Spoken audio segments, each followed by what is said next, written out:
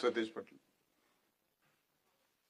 माननीय सभापती महोदय, आज सर्वांच्याच भावना या ठिकाणी आपण ऐकत आहोत की अजितदादा आपल्यातून निघून जातील ही कल्पनाच आपण करू शकत नाही, परंतु दुर्दैवानं हा आघात झाला आणि यामध्ये ज्या पश्चिम महाराष्ट्रातून मराठा समाजाचं एक नेतृत्व म्हणून अजितदादा पुढे आले 91 साली, त्यानंतर संपूर्ण महाराष्ट्राचे नेते म्हणून अजितदादा या राज्यामध्ये दादा या नावानं परिचित झाले. फक्त दादा नाही तर सर्वांना आपलंसं वाटणारं हे नेतृत्व होतं.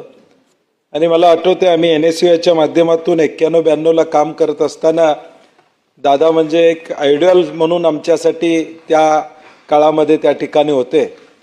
आणि त्या काळापासून दादांना बघण्याचा योग आम्हासारख्या कार्यकर्त्यांना त्या ठिकाणी आला. जे पोटात तेच ओटात अशी भूमिका दादांची नेहमी राहिली. स्पष्टपणे आपल्याला जे वाटतंय ते बोलण्याचं काम दादांनी केलं. पुढच्याला काय वाटते त्याच्यापेक्षा जे खरं आहे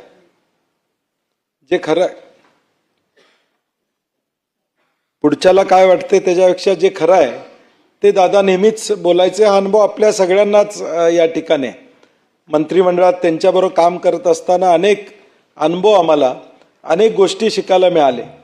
मला आज सुद्धा आठवते 2010 साली ज्यावेळी राज्यमंत्री झालो त्यावेळी दादांनी बोलून सांगितलं की वर्षभराचा प्लॅन दे आणि वर्षभरात महाराष्ट्रातल्या सगळ्या जिल्ह्यात जाऊन आला पाहिजेस तू, हे सांगण्याचं काम त्यांनी या ठिकाणी केलं. म्हणजे नवे आमदार असू देत, नवे मंत्री असू देत, या सगळ्यांना आपल्या अनुभवाची शिदोरी देऊन ते तयार झाले पाहिजेत, महाराष्ट्र हितासाठी तयार झाले पाहिजेत. ही भूमिका दादांनी सातत्याने घेतली. ज्याचा उल्लेख उद्धवजींनी केला की कोविडच्या काळामध्ये अगदी मंत्रालय सुरू ठेवण्याची भूमिका दादांनी घेतली. आणि कोविडच्या काळामध्ये खऱ्या अर्थानं हे राज्य ज्यावेळी संकटात होतं त्यावेळी कुठेही निधीची कमतरता भासू न देण्याची भूमिका दादांनी त्या काळामध्ये त्या ठिकाणी घेतली. अनेक कामं आहेत जी दादांची सांगता येण्यासारखी आहेत. एक पुरोगामी विचाराचं नेतृत्व, शाहू महाराज, महात्मा ज्योतिबा फुले, डॉक्टर बाबासाहेब आंबेडकरांना मानणारं नेतृत्व आणि स्वर्गीय यशवंतराव चव्हाण साहेबांना अभिप्रेत असणारा महाराष्ट्र राहिला पाहिजे. स्वर्गीय यशवंतराव चव्हाण साहेबांच्या विचारानं हा महाराष्ट्र चालला पाहिजे, ही भूमिका सातत्यानं दादांनी घेतली. आदरणीय पवार साहेबांच्या नेतृत्वाखाली मुशीत तयार झालेलं हे कर्तृत्वान असं नेतृत्व. कोल्हापूरचं त्यांचं नातं हे वेगळं होतं.